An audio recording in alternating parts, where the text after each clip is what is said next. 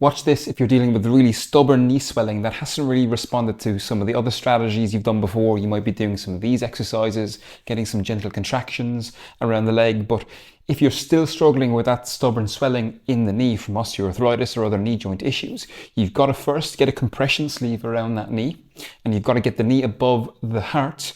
But on your back, we need to layer in a contraction of the calf muscles to help pump that fluid back towards the heart.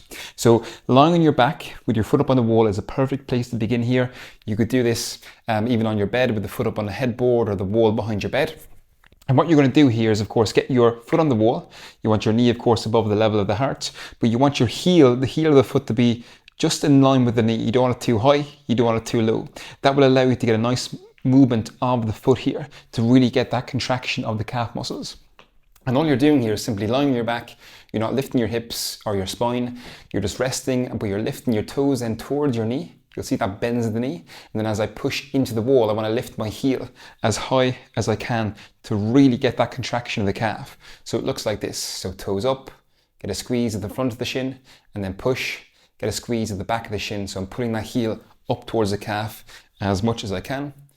And going back and forth like this. I can gently push into the wall as well to get a bit more of a contraction or a sensation of burning contraction into the calf here, which is what I want to really help push that fluid out of the knee. But we're going for high reps here. Because we're not really lifting the hips off the ground and going through the contraction like this, we're not doing it in standing, you'll be able to get much higher reps, which is what we want. So the first 10, 15, 20 reps, you might not feel very much at all, but I want you to do this for at least 30, 40, even 50 reps until you really feel a moderate, burning pressure sensation around the calf here. And that would be one round. So one round of 50 repetitions around that. And you want to do that at least 4 times a day and a maximum of 6 times a day. But you should start to feel that burning building up in the calf as you go along. And because the knee is above the heart, because we're layering in a contraction, we're not just doing an ankle pump here, just getting the ankles moving and the knee moving with no real contraction.